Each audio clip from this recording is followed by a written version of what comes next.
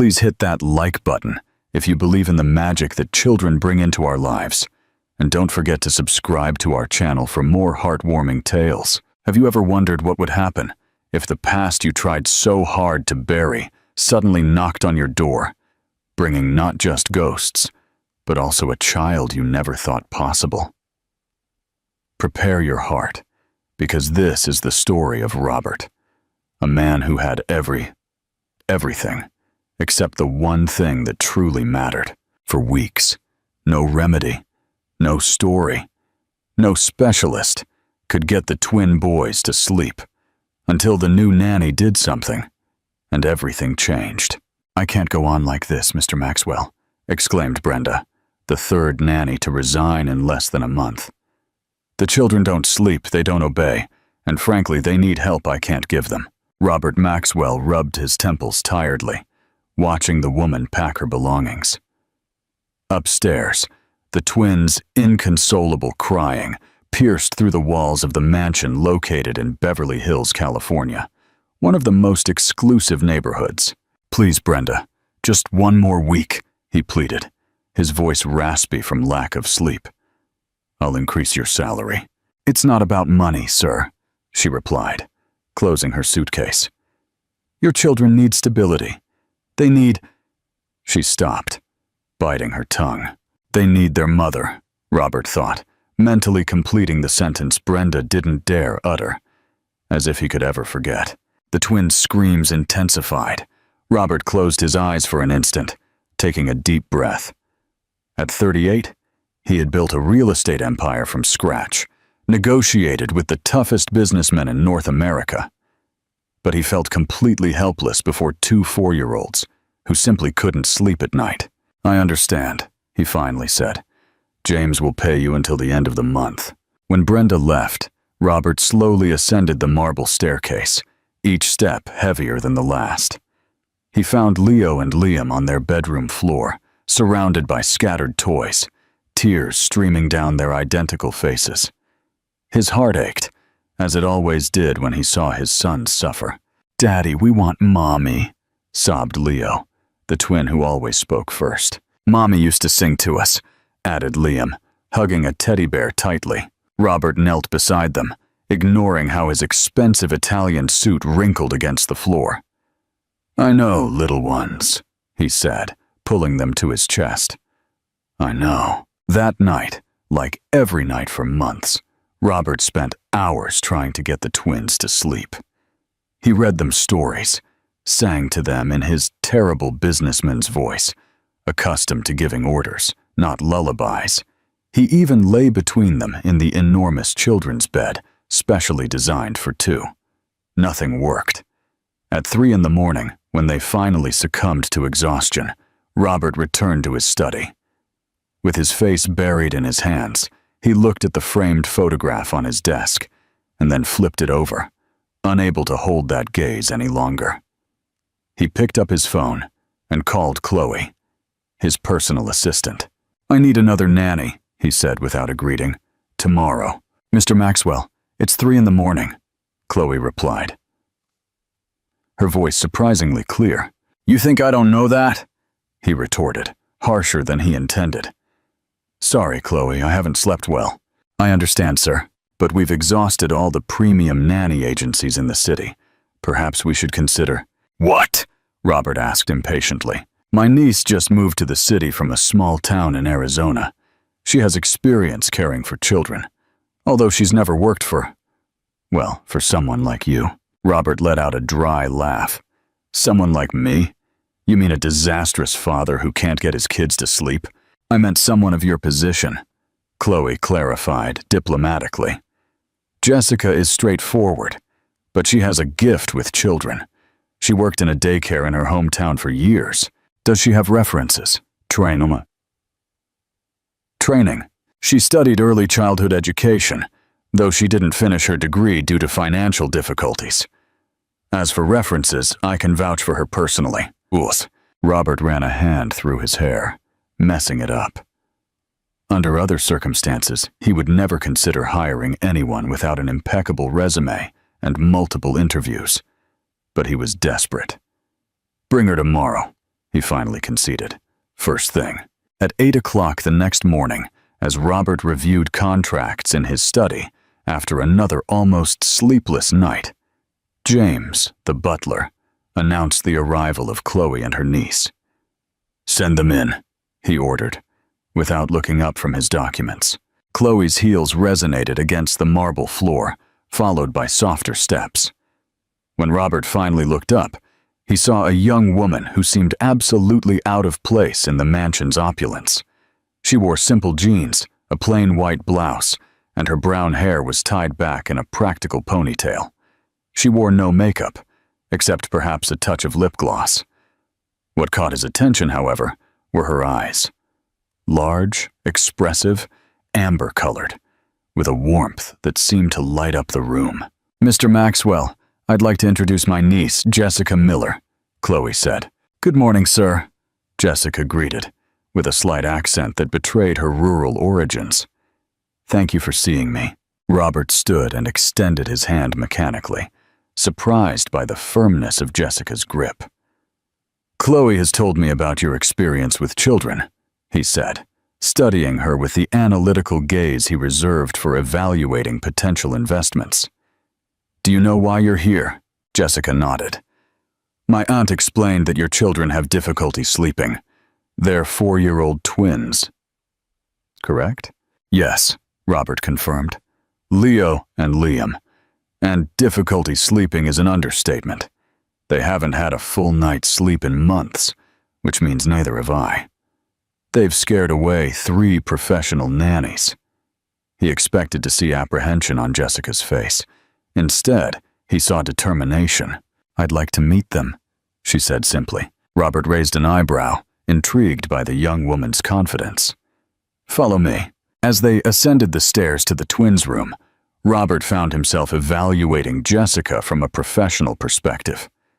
She didn't seem like the type of person he would normally hire.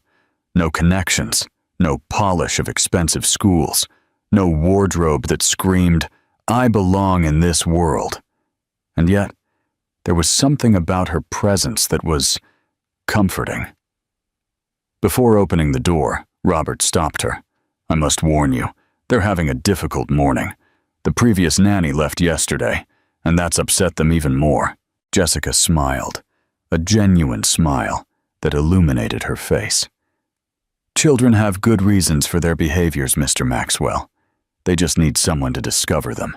Robert opened the door to find a battlefield.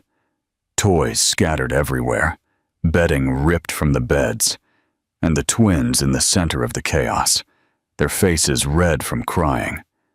2 miniature versions of himself, with the same dark hair and the same intense eyes, currently swollen from tears. He expected the usual reaction: shock, concern, or that condescending, "poor things" gesture. But Jessica did something completely unexpected. She sat on the floor, exactly where she was, crossing her legs as if it were the most natural thing in the world. "Hello," she said softly. "My name is Jessica. I love trains. Do you like trains?"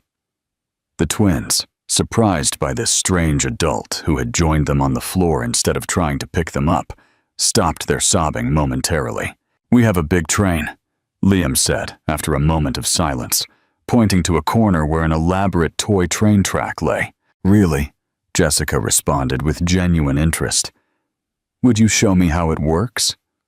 To Robert's astonishment, Leo got up and took Jessica's hand, guiding her to the train. Liam quickly followed. In a matter of minutes, all 3 were sitting around the track, with Jessica asking questions about each car, each miniature building, every small detail of the railway world the twins had built.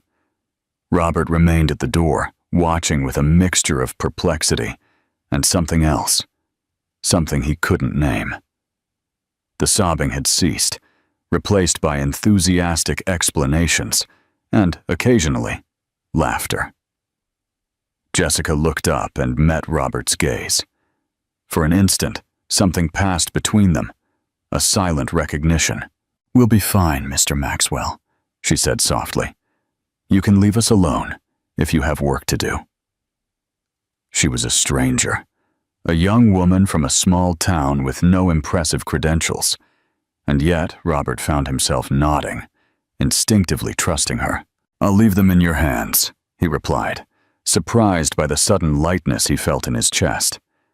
"I'll be in my study if you need me." As he descended the stairs, Robert heard something he hadn't heard in months, the clear, carefree laughter of his children. He stopped dead, a hand on the banister, letting the sound envelop him. Perhaps, just perhaps, Chloe was right about her niece. What do you think is the something else Robert felt when he saw Jessica interact with his sons? Share your thoughts in the comments below. The day passed with unusual tranquility in the Maxwell mansion. From his study, Robert could occasionally hear laughter and animated conversations, sounds that had been absent for too long. Several times, he found himself distracted from his video conferences, his gaze drifting towards the door, as if he could see through it, to where his children were, with the new nanny. In the mid-afternoon, unable to contain his curiosity, Robert decided to casually pass by where they were. He found them in the garden, under the shade of a century-old oak tree. Jessica had spread a blanket on the perfectly manicured lawn, and all three were sitting on it, engrossed in what looked like an art project. "Daddy, look what we're doing!" Leo exclaimed when he saw him, with an enthusiasm that tugged at Robert's heart. He approached and saw that they were painting stones collected from the garden, transforming them into colorful animals. "Jessica says that in her hometown, they make alebrijes," Liam explained, carefully pronouncing the new word. "We're making stone alebrijes." "They're very beautiful," Robert commented, genuinely impressed by the level of detail his children's tiny fingers had achieved under Jessica's guidance. "It's a technique I learned from my grandmother," she explained, looking up. "The children have natural talent." Their eyes met, and again Robert felt that strange connection, as if Jessica could see beyond his facade of a successful businessman, to the vulnerable, tired man hiding behind it. "Would you join us?" she asked, offering him a paintbrush with a smile that seemed to contain a silent challenge. Robert hesitated. He had 3 more video conferences scheduled, documents to review, multi-million-dollar decisions to make. "Daddy, please," Leo begged. "Just for a little while," Liam added. Robert surprised himself by unbuttoning his shirt cuff and sitting down on the blanket. "Just for a little while," he conceded, taking the paintbrush Jessica offered him, their fingers brushing briefly. The little while turned into an hour, during which Robert Maxwell, the feared real estate shark of California, completely forgot about his business while clumsily painting a jaguar-shaped stone. His children's laughter when they compared his work to theirs, noticeably better, was the most beautiful sound he had heard in months. When he finally remembered his commitments and stood up to return to his study, he found himself inexplicably light, as if he had left an invisible weight on that blanket in the garden. "Thank you," he said to Jessica, with a sincerity that surprised him. "I haven't seen them like this in a long time." She simply nodded, as if she understood perfectly. "The real test will be tonight," she replied pragmatically. "Sleep is sacred, for them as well as for you." Dinner passed with the same unusual peace. The twins, normally restless at the enormous dining table, ate without protesting, and even animatedly told their father everything they had done during the day with Jessica. She had excused herself to dine in the kitchen with the staff, despite Robert's invitation to join them. "It's better to establish clear boundaries at the beginning," she had explained softly. "For the children, it's important to understand my role." When it was bedtime, Robert went up to the twins' room with a mixture of hope and skepticism. The last few weeks had been a battle every night, with crying, pleading, and finally, total exhaustion that barely allowed for a few hours of restless sleep. He found Jessica sitting between the 2 beds, reading a story. The twins, already in pajamas and with their teeth brushed, a miracle in itself, listened to her with absolute attention. Robert stood at the threshold, not wanting to interrupt. And then, Jessica narrated, changing her voice for each character. The brave rabbit said to the moon, "I'm not afraid of the dark, because I know you'll always be up there, watching over me with your silver light." Liam yawned, his eyelids growing heavier. Leo was already curled up against his pillow, though he was still fighting to keep his eyes open. The moon smiled at the rabbit, Jessica continued, her voice now a melodic whisper, and enveloped him in an embrace of soft light, like a shimmering blanket that would protect him until dawn. Robert held his breath as he witnessed something that seemed impossible. His children, his restless, sleepless twins, peacefully succumbing to sleep, without tears, without a struggle. Just the natural rhythm of childhood tiredness after a day full of activities. Jessica continued the story for a few more minutes, making sure both were deeply asleep. Then, with delicate movements, she adjusted the blankets around each child and silently stood up. Only then did she notice Robert at the door.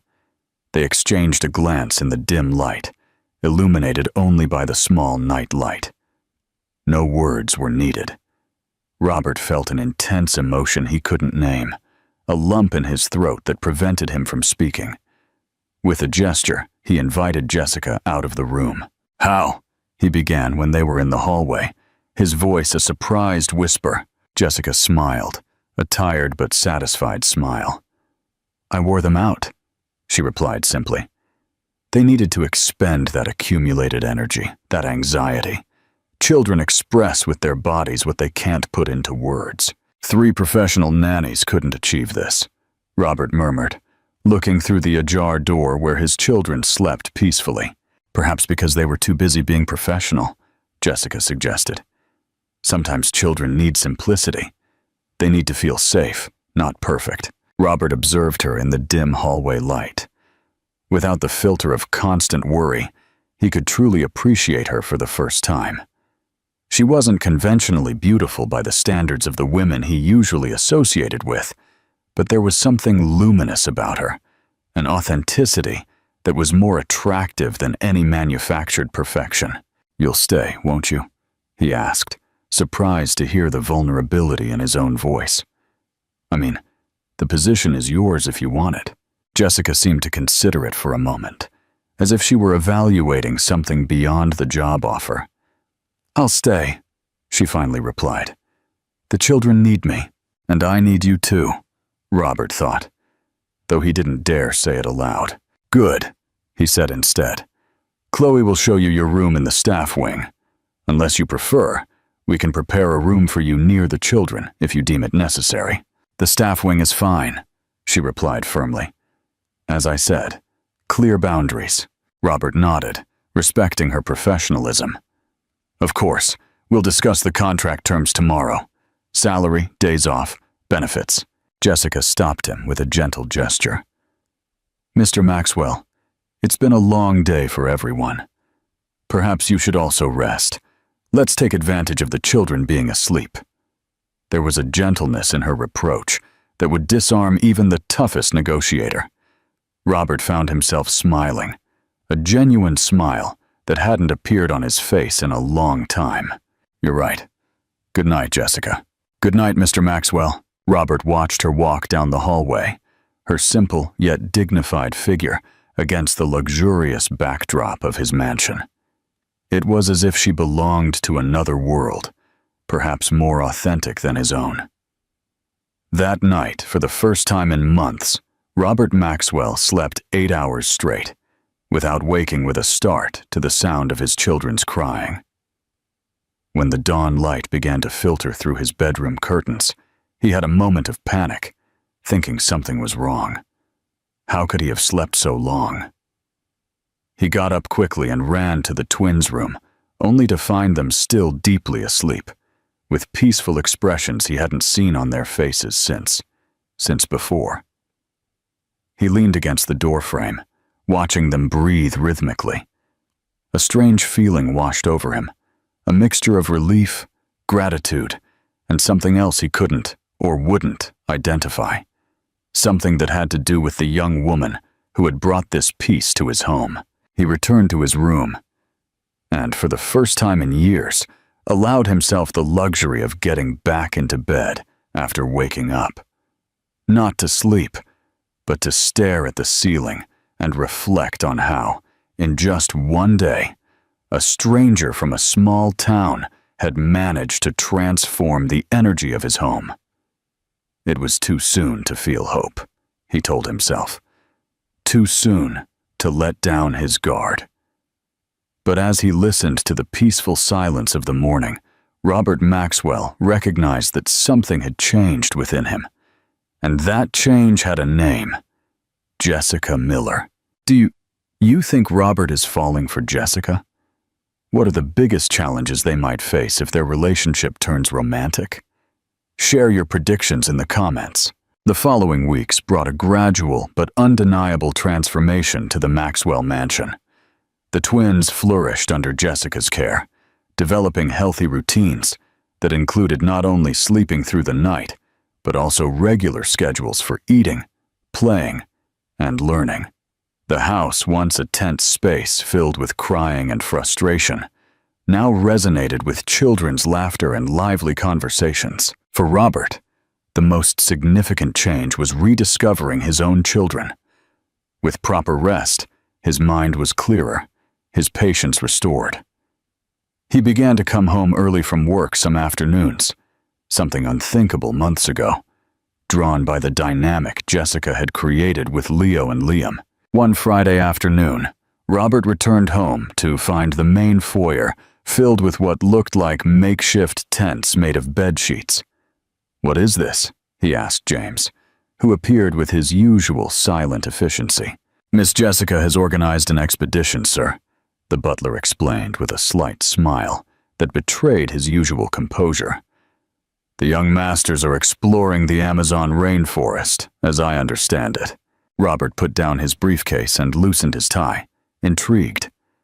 Following the sounds of laughter and fictional animal roars, he found Jessica and the twins in the main living room, now transformed into a jungle landscape thanks to strategically relocated indoor plants, animal drawings hanging on the walls, and what looked like a waterfall made of blue cellophane. "Dad!" Liam shouted when he saw him. "We're in the jungle!" "I'm a jaguar," Leo roared, jumping from behind a sofa with a painted cardboard mask. Jessica, kneeling next to what appeared to be a base camp made of cushions, greeted him with a slightly embarrassed smile. "Sorry for the mess, Mr. Maxwell. I promise everything will be back in place before dinner." "Don't apologize," he replied, surprising himself. "It's wonderful."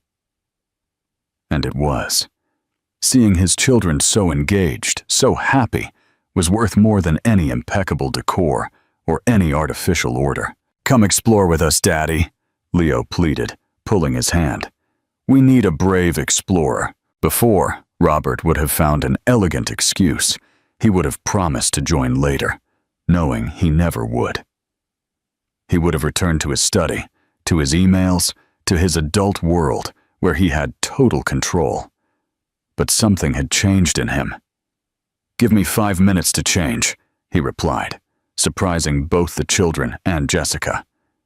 "An explorer can't go into the jungle in a suit and tie, can he?" Jessica's eyes lit up with something that seemed like approval, and for some reason, that look gave him an inexplicable satisfaction.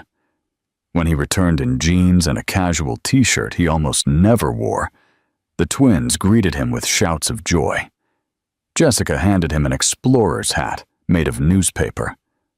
"Welcome to the expedition, Mr. Maxwell," she said, with a formal tone that comically contrasted with the situation.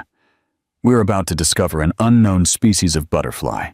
For the next hour, Robert Maxwell, the man whose competitors trembled in boardrooms, crawled under tables.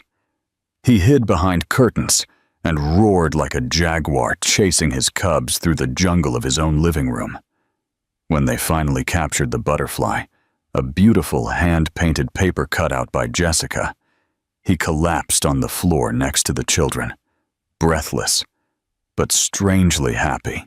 "You're very good at roaring, Daddy," Liam commented with professional seriousness. "The best jaguar," Leo agreed. Jessica watched them from the side. With a smile she tried to contain, but that spilled over into her eyes. When their gazes met, Robert felt a connection that went beyond gratitude for taking good care of his children. "Will you join us for dinner?" he asked impulsively. Jessica seemed surprised. "For dinner? I generally eat with the staff." "Please," the twins insisted in unison, as if they had rehearsed. Something in Jessica's expression changed, a momentary vulnerability Robert had never seen in her. "If the children insist," she finally gave in. "It would be a pleasure." That night, during dinner, Robert observed Jessica interact with his children. The way she listened to them with genuine attention, how she gently guided them to use the correct utensils without embarrassing them, how she transformed every small lesson into a game. It wasn't just that she was good at her job. There was something more, an authenticity he hadn't found in the people around him for a long time. "Why did you choose to work with children?" he asked when the twins were distracted with dessert. Jessica considered the question for a moment, as she did with everything she was asked, demonstrating a respect for words that was unusual. "Because children live in the present," she finally replied. "They don't have hidden agendas. They don't hold grudges. If they're happy, they show it. If they're sad, too. There's an honesty in them that—" She stopped, as if fearing she had said too much. "That's missing in the adult world," Robert completed. She nodded, a silent communication passing between them. "And why did you leave your hometown?" he continued, genuinely interested. A shadow briefly crossed Jessica's face. "Sometimes we need to start over," she replied, her tone indicating she didn't wish to delve deeper. "Los Angeles offers opportunities my hometown doesn't." Robert recognized the limits and didn't insist.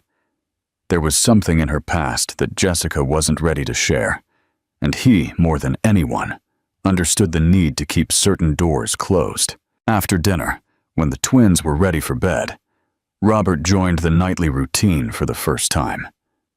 He watched as Jessica read a story, sang a soft lullaby from her hometown, and finally, blessed each child with a gesture that seemed part tradition, part personal ritual. A small cross on the forehead, followed by a gentle kiss on each cheek. "It's to scare away bad dreams," she explained in a whisper when the children were deeply asleep. "My grandmother used to do it with me." They left the room together, walking in comfortable silence down the dimly lit hallway. "Thank you," Robert said finally, "not just for getting them to sleep, for everything." Jessica looked at him with an intensity that disconcerted him. "They are wonderful children, Mr. Maxwell. They just needed someone to truly listen to them." "Robert," he said, "please call me Robert when we're alone. Mr. Maxwell makes me feel like my father." She seemed to consider the request, weighing the implications of that small familiarity. "Robert," she finally tried, and the sound of his name on Jessica's lips produced an inexplicable reaction in him, a warmth that spread from his chest. "Jessica," he replied, as if sealing a pact. They looked at each other for a moment that stretched beyond professional appropriateness. Robert had the sudden impulse to draw closer, to break that carefully maintained distance between them. But Jessica took a step back, almost imperceptibly. "You should rest," she said, formality returning to her tone. "Tomorrow the children want to go to the Los Angeles Zoo, if you allow it." The spell was broken, but something had been left floating between them, a possibility. "Of course," Robert replied. "In fact, if you don't mind, I'd like to accompany you." The surprise on Jessica's face was evident. "You don't work on Saturdays?" "Some things are more important than work," he replied, surprising himself with the sincerity of his words. The smile Jessica gave him then made it worth canceling the meeting he actually had scheduled for the next day. "The children will be delighted," she said. "Good night, Robert." "Good night, Jessica." He watched her walk away down the hallway, her simple yet graceful figure against the ostentatious luxury of his mansion. When she disappeared from his sight, Robert remained still, processing the contradictory feelings stirring within him. He had promised not to get emotionally involved again after being left alone with two small children. He had built walls around his heart, taking refuge in work, in responsibilities, in the idea that his only duty was to provide for his children and protect them.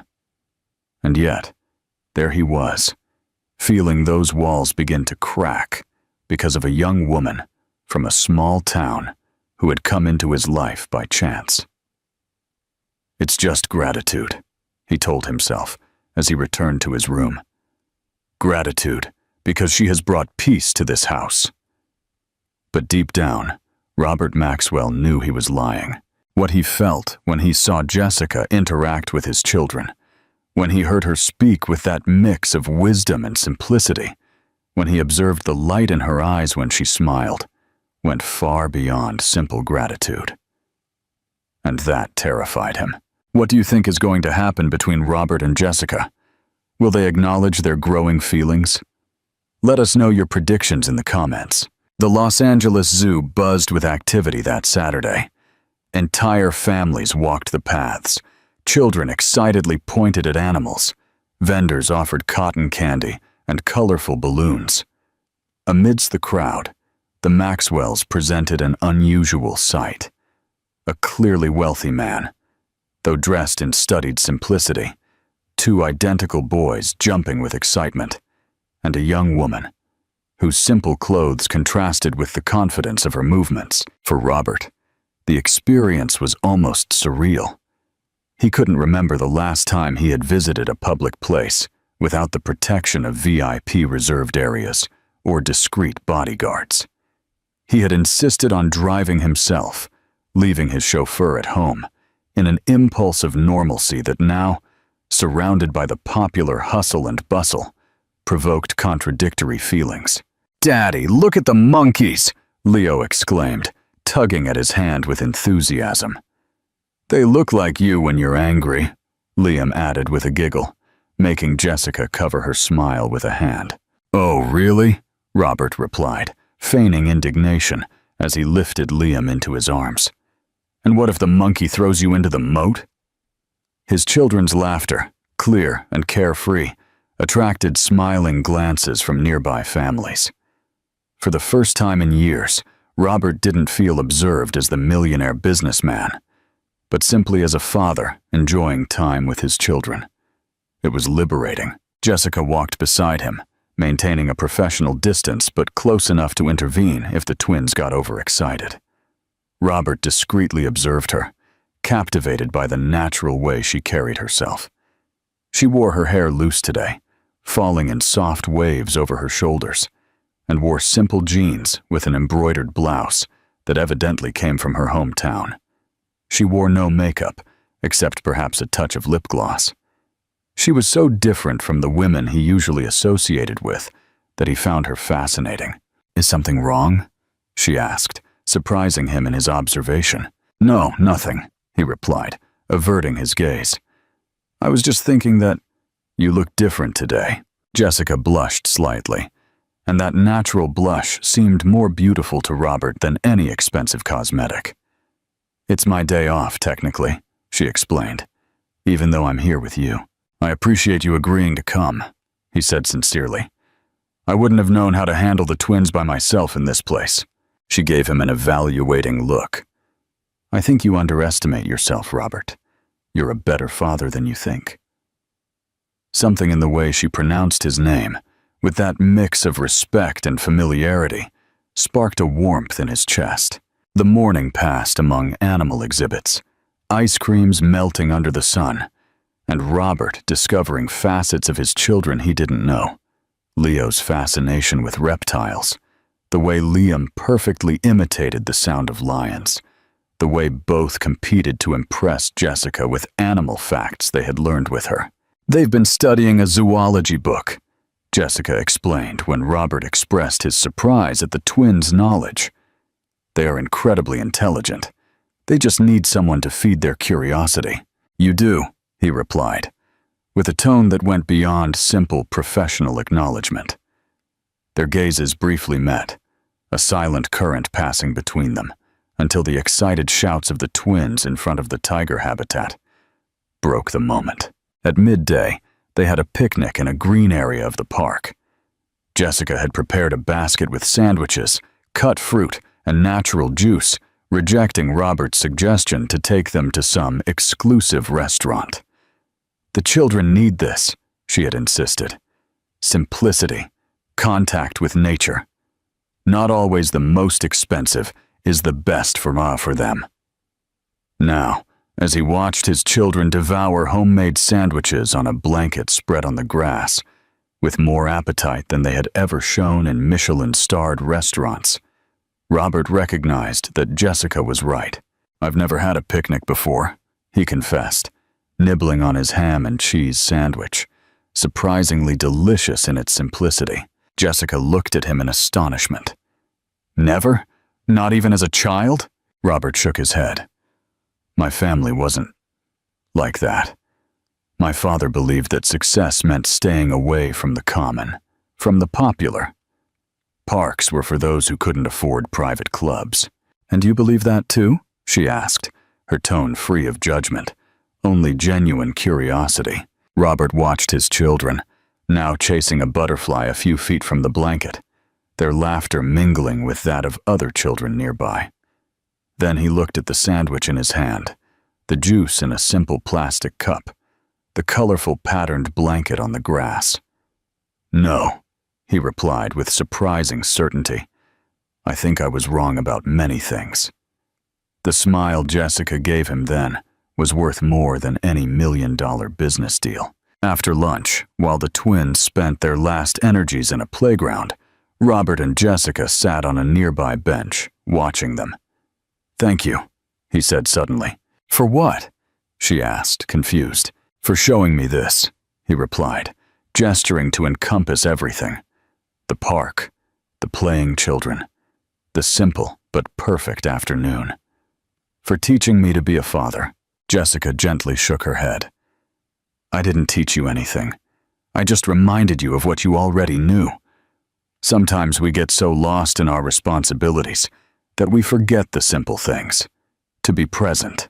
"You are very wise for only being 28, Robert commented with a smile. "And you are very dense for being so successful," she retorted, with a flash of humor in her eyes. Robert burst out laughing, surprised by her audacity. "Touché. I guess I deserve that." A comfortable silence settled between them as they watched the twins go up and down a slide. "Jessica," Robert began, gathering courage for something he had been considering all morning. "There's a charity gala next Friday. It's to raise funds for schools in underserved areas. I usually bring the children with a nanny, but I was wondering if you'd like to accompany us, as a guest, not as an employee." The surprise on Jessica's face was evident. She remained still, her eyes fixed on the children, though Robert doubted she was actually seeing them at that moment. "It wouldn't be appropriate," she finally replied in a low voice. "Why not?" he insisted, though he already knew the answer. Jessica turned to him, her expression serious. "Because I am your employee, Robert. Because people would talk. Because it would send a confusing message to the children. What if I didn't care what people said?" A sad smile appeared on Jessica's lips. "But you do care, and you should care. Your position, your image, are part of who you are." "That's not true," he protested. "That doesn't define me." "Perhaps not. But it defines the world you live in, the world your children will grow up in," she replied softly. "I appreciate the invitation, truly, but it wouldn't be right." Before Robert could insist, Leo came running, his face lit up with excitement. "Daddy, Jessica! Liam got stuck in the tunnel and doesn't want to come out." The moment broke. Jessica immediately stood up, professional as ever, and followed Leo towards the playground. Robert followed, with a mix of frustration and admiration for Jessica's firmness. The rest of the afternoon passed without further mention of the rejected invitation, but something had changed between them. A line had been drawn, acknowledged, and Robert wasn't sure if he should respect it or try to cross it. On the way back to this mansion, with the twins asleep in the back seat, exhausted after a day of adventures, the silence in the car was eloquent. "What you said at the park," Robert began, keeping his voice low so as not to wake the children. "About me caring what people think." "It wasn't a criticism," Jessica clarified quickly. "Just an observation." "I know, but it made me think." He paused, searching for the right words. "For years I've lived worried about appearances, about meeting expectations. Mine, my father's, society's, and I hadn't realized how much of that I was transmitting to my children."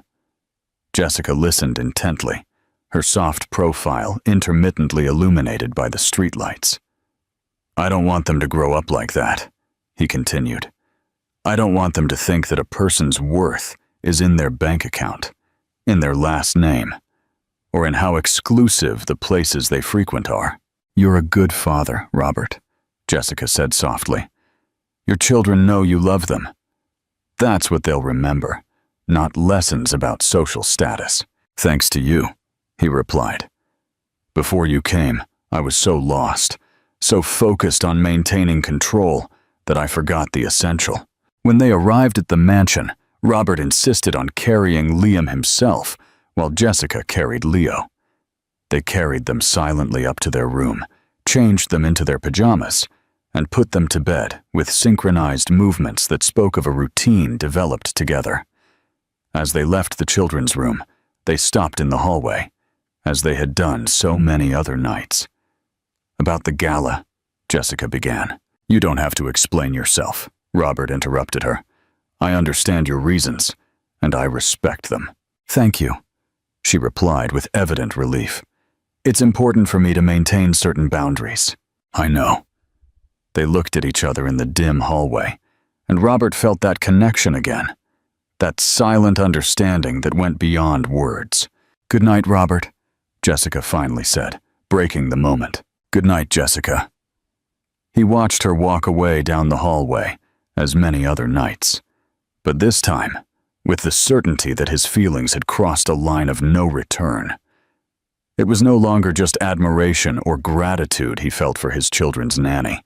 It was something much deeper, much more terrifying, and absolutely inappropriate, according to all the social rules he had respected his entire life. That night, as he stared at his bedroom ceiling, Robert Maxwell faced an uncomfortable truth. He was falling in love with Jessica Miller, and he had no idea what to do about it. What do you think Jessica's personal matters were that day? And what do you hope happens next between her and Robert? Let us know in the comments. Thursday afternoon, the Maxwell mansion was unusually quiet. The twins had gone out with James and another employee to a children's theater show, an outing planned by Jessica to give them new cultural experiences. The nanny, however, had not accompanied them. For the first time since her arrival, she had asked for the afternoon off for personal matters. Robert was in his study, trying to concentrate on the financial reports on his screen. But his mind constantly wandered. Jessica's rejection of his invitation to the charity gala still weighed on him, not so much because of the rejection itself, but because of what it implied. The insurmountable gap between their worlds. The main gate's doorbell rang, pulling him from his thoughts. Minutes later, Chloe, his personal assistant, and Jessica's aunt appeared at his study door. "Mr. Maxwell, forgive the interruption," she said, with a worried expression. "Can I speak with you for a moment?" "Of course, Chloe. What's wrong?" The woman closed the door behind her and approached the desk, visibly uncomfortable. "It's about Jessica," she began, carefully choosing her words. "Normally, I wouldn't interfere, but I'm worried." Robert felt a pang of unease. Is she all right? Has something happened? Physically, she's fine, but Chloe paused, as if considering whether she should continue. Today, she received a visit at the apartment she shares with me. A man from her hometown in Arizona, her ex-fiancé. Robert tried to maintain a neutral expression, though the word fiancé had caused a visceral reaction he struggled to control. He hadn't known Jessica was engaged. It was a complicated situation, Chloe explained. Ryan is the son of one of the most influential men in their town. The engagement was more or less arranged due to family pressure. Jessica broke up with him when she decided to come to the city, but he hasn't accepted the end of it. And why are you telling me this? Robert asked, maintaining a professional tone that didn't reflect the storm of emotions he felt. Chloe looked at him directly, with the frankness he had always valued in her. Because I've seen how you look at her, sir, and I've seen how she looks at you. Robert tensed, uncomfortable with such direct observation. Chloe, I appreciate your concern, but the relationship between Jessica and I is strictly professional. With all due respect, sir, we both know that's not entirely true, she replied softly. I'm not here to judge. Jessica is like a daughter to me, and I've seen how she's been working with your children, and with you. Robert remained silent, unable to deny the obvious. The reason I'm telling you this, Chloe continued, is because Ryan hasn't left. He's pressuring her to return to her hometown with him. And I'm worried that Jessica, out of loyalty to her family and her roots, might consider doing so. The idea of Jessica returning to her hometown, disappearing from their lives, filled Robert with a sense of emptiness that surprised him with its intensity. What can I do? He asked, finally abandoning the pretense of disinterest. Talk to her, Chloe simply replied. Jessica is proud and reserved. She would never tell you her personal problems because she fears appearing unprofessional. But right now, she needs to know that she has options, that her life here matters. Chloe stood up, having said what she needed to say. Jessica will be back in about an hour. She'll be in the back garden, near the greenhouse. She likes to sit there when she needs to think. When Chloe left, Robert remained still in his chair, processing the information. Jessica engaged. Jessica pressured to return to her hometown. Jessica, who had brought light and order to his chaotic family life, potentially disappearing from it. The thought was unbearable. An hour later, just as Chloe had predicted, Robert found Jessica sitting on a stone bench next to the mansion's small greenhouse. She wore jeans and a simple white blouse, her hair carelessly tied back, and her gaze was lost in the rose bushes she herself had helped revive in recent weeks. She looked beautiful and vulnerable at the same time, a combination that tightened something inside Robert's chest. May I join you? He asked. Approaching cautiously, Jessica startled slightly, but nodded, quickly composing her expression.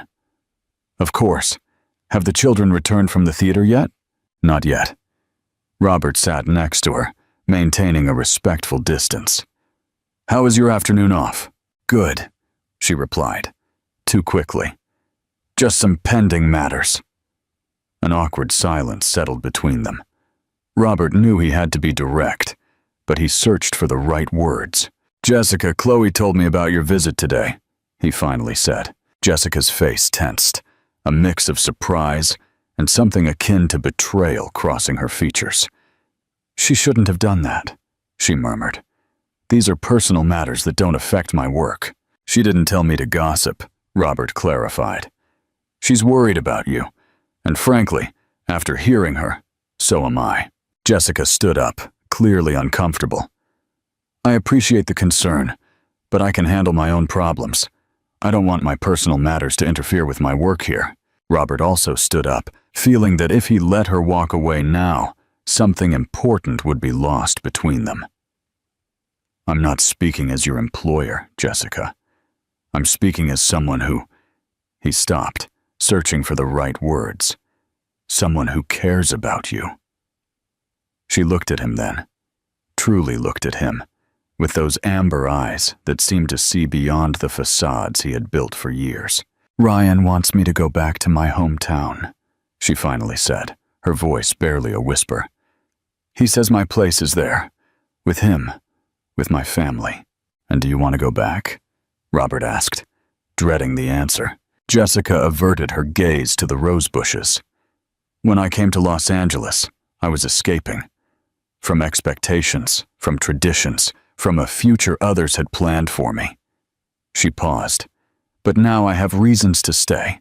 The children adore you," Robert said, his heart pounding. "I don't know what we'd do without you." "It's not just for the children," Jessica replied, gathering courage to look at him again. "And that's what scares me." The honesty in her words, the vulnerability she showed, broke down the last barriers Robert had tried to maintain. "It scares me too," he confessed, "because I never expected to feel this again. Because it's complicated. Because there are 1,000 reasons why it shouldn't work. And yet—" "We can't," Jessica interrupted, though her voice lacked conviction. "I'm your children's nanny. We come from completely different worlds." "People would talk." "People always talk," Robert responded, taking a step closer. "But for the first time in my life, I don't care what they say." "You should care," she insisted. "You have a position, an image, responsibilities." "My only real responsibility is to my children, and I've never seen them happier than since you arrived." Another step towards her. "You didn't just teach them to sleep, Jessica. You taught us to live again." Tears welled up in Jessica's eyes, and Robert felt the almost irresistible urge to move closer, to eliminate the distance between them. But he held back, respecting the decision she had to make. "I can't offer you a conventional future," he continued, his voice heavy with emotion. "I can't promise you it will be easy. But I can promise you I've never cared about anyone as much as I care about you. And it's not gratitude. It's not just because you're wonderful with my children. It's because you are you, Jessica. Simply, you." A tear rolled down Jessica's cheek. Robert raised his hand hesitantly, and when she didn't pull away, he gently wiped it with his thumb. "If you decide to go back to your hometown, I'll understand," he said, though the idea was painful to him. "But I want you to know that you have a place here, not just as my children's nanny, but as—" He stopped, recognizing he was moving too fast. "As whatever you want us to be." Jessica closed her eyes for a moment, as if processing his words, the touch of his hand still on her cheek. "I'm scared," she finally confessed. "Not of you, but of myself. Of wanting something that seems impossible." "What's impossible, Jessica?" Robert asked softly. She opened her eyes, and in them, Robert saw a decision forming, a courage being born. "The impossible is pretending I don't feel anything when I'm with you," she replied, her voice trembling but firm. "The impossible is imagining leaving this house, leaving the children, leaving you." The world seemed to stop around them. The garden, the mansion, all of Los Angeles disappeared, leaving only that moment suspended between two people who, against all odds, had found something invaluable in each other.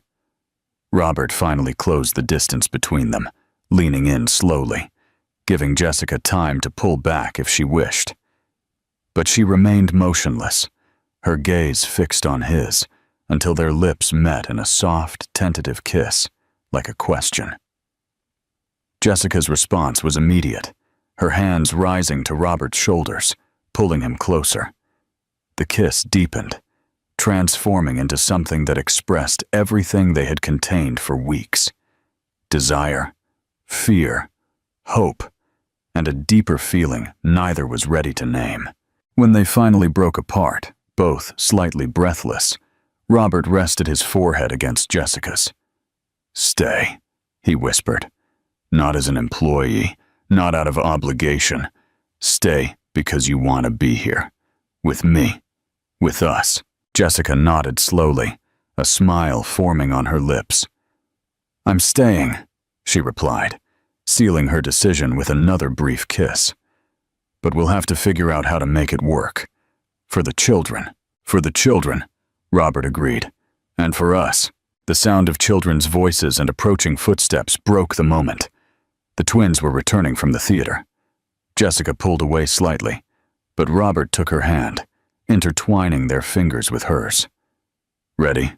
he asked, with a meaning that went far beyond facing the children at that moment. Jessica squeezed his hand, her smile illuminating her entire face. "Ready."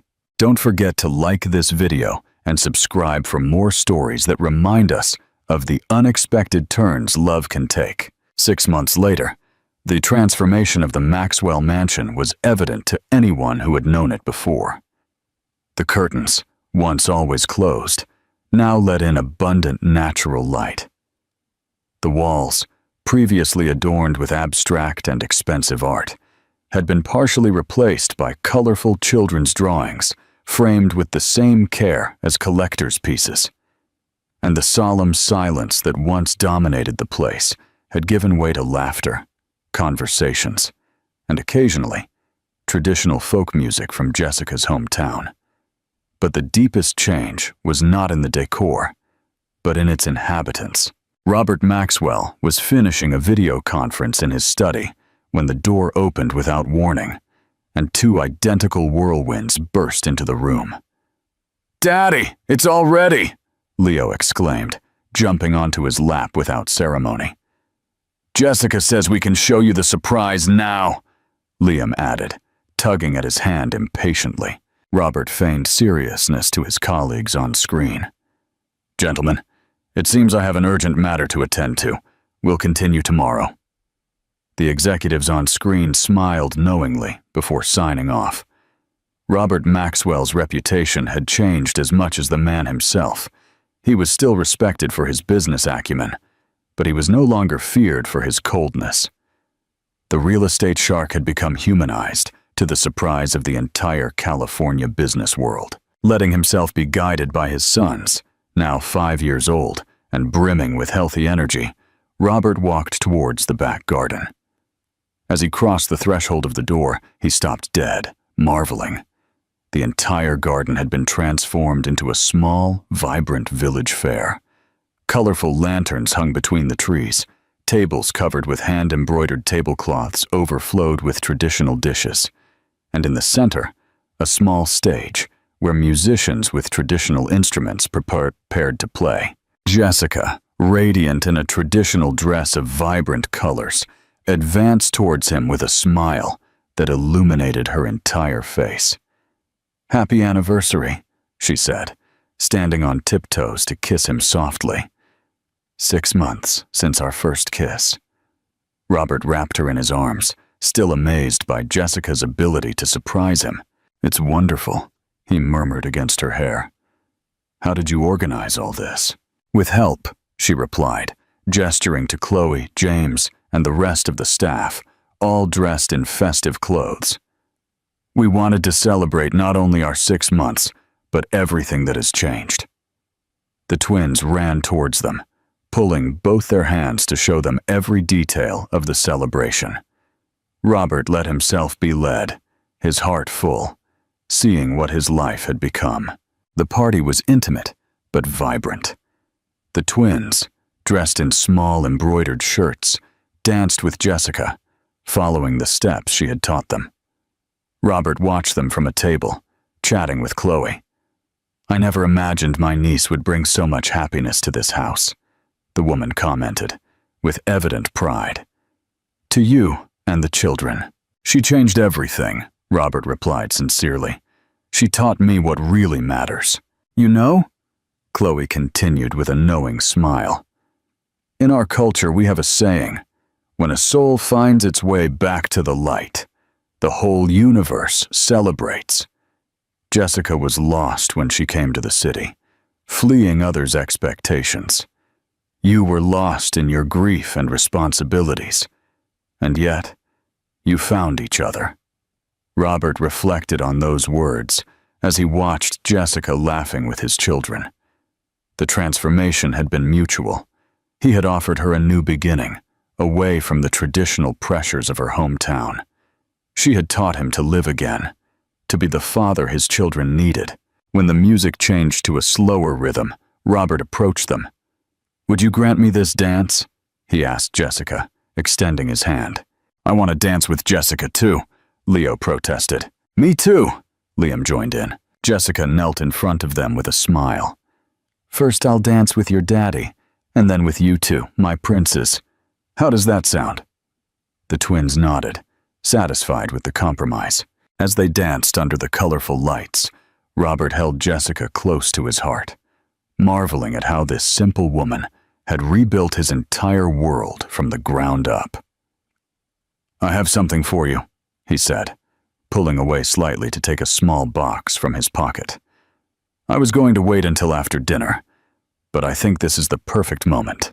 Jessica looked at him with curiosity as she opened the box, revealing a beautiful ring with an amber stone surrounded by small diamonds. "I chose amber because it reminds me of your eyes," Robert explained, his voice slightly trembling. "The first time I saw you, that's what struck me most. The warmth in your gaze when you spoke to my children." Jessica gazed at the ring wordlessly, her eyes moistening. "It's not an engagement ring," he continued. "Not yet. I know it's too soon, and I want to do things right. It's a promise that I'll be here, patient, until you're ready." "Robert," she began, but was interrupted by the twins, who had crept closer and were now staring at the ring with huge eyes. "Are you going to ask her to marry you, Daddy?" Liam asked with total innocence. "Yes," Leo exclaimed excitedly. "Say yes, Jessica, then you'll be our mommy forever." Jessica and Robert exchanged surprised glances. They had never talked to the children about marriage, aware that they needed to handle their relationship delicately for the boys' sake. "Children, Jessica and I are," Robert began, searching for the right words. "Actually," Jessica interrupted, kneeling to be at eye level with the twins, "there's something I need to tell you first. All three of you." She looked at each one, took a deep breath, and continued. "A few weeks ago, I started feeling different. At first, I thought it was all the excitement in our lives, but then," she directed a special look at Robert. "I went to the doctor yesterday while you were at school." Robert stared at her, barely daring to hope what her words seemed to suggest. "In about 7 months," Jessica continued, taking the twins' hands, "you two are going to have a little brother or sister." The silence that followed lasted barely a second before the twins erupted in shouts of joy. Robert, momentarily paralyzed by surprise, finally reacted by hugging Jessica so tightly he almost lifted her off the ground. "Is it true?" he whispered against her ear, his voice broken by emotion. "Are we having a baby?" Jessica nodded, tears streaming freely down her cheeks. "I wanted to find the perfect moment to tell you. And then you planned this party, and you brought out that ring."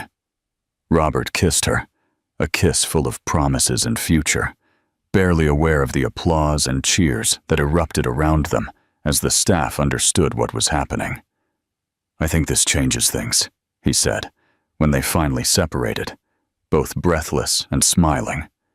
He then knelt, still holding the ring, but this time with a different purpose. "Jessica Miller, you have taught me to be a father, to be a man, to be human again. You brought light where there was only darkness, sleep where there was only insomnia, and love where there was only duty." He paused, looking at the twins who watched fascinated. "All three of us want you in our lives forever. Will you do us the honor of marrying me, of officially becoming the mother of our children, of forming this family that began the night you stumbled into my broken hearts and mended them?" Jessica, radiant despite the tears, nodded before she could find her voice. "Yes," she finally replied. "Yes to everything." The twins joined the hug as Robert slipped the ring onto Jessica's finger. The staff applauded, Chloe cried discreetly, and the musicians began to play a traditional celebratory melody.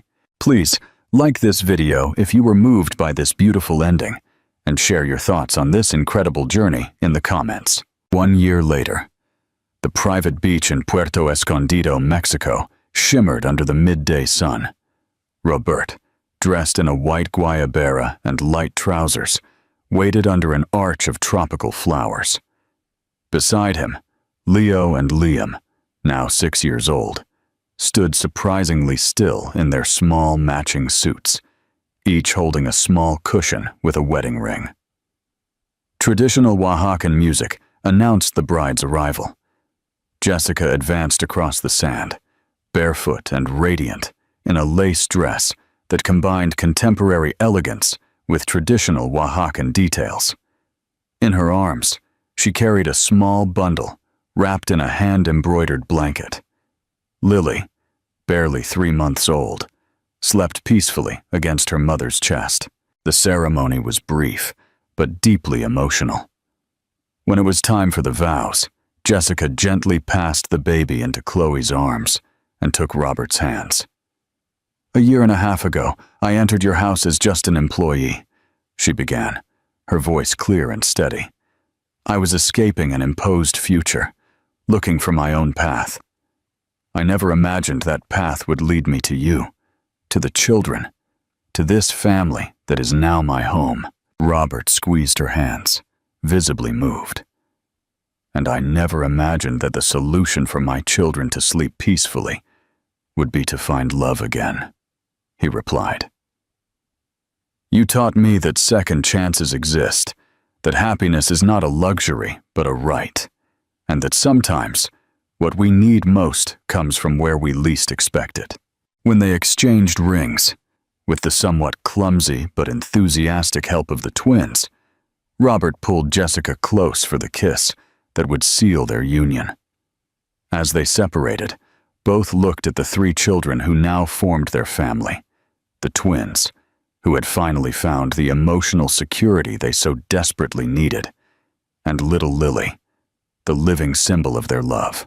That night, after the guests had left, and the children were deeply asleep, Robert and Jessica gazed at the ocean from the villa's terrace. "You know what's most ironic?" Robert commented, hugging her from behind. "I hired a nanny so my children could sleep, and I ended up falling so in love that now I have a newborn who wakes me up every 3 hours."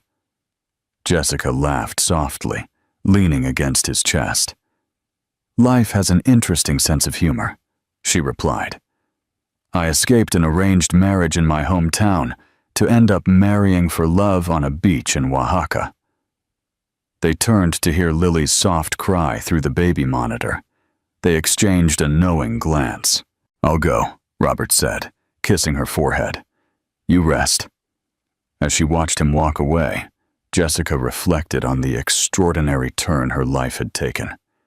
From nanny to wife, from employee to mother of 3 children, from a frightened young woman fleeing others' expectations to a woman who had found her place in the world. And it had all begun with sleepless twins and a widowed millionaire who had forgotten how to live. Some would call it destiny. Jessica preferred to call it a miracle. Lesson learned. This story beautifully illustrates that true fulfillment often comes from unexpected places, disguised as challenges. It teaches us that patience, presence, and genuine connection can heal old wounds and build new foundations, even stronger than before. Robert learned that wealth couldn't buy happiness or peace, and Jessica found her true worth and love by embracing her authentic self and helping others. It's a reminder that the greatest treasures in life are found in genuine relationships and the courage to open your heart to new possibilities, no matter how unconventional they may seem.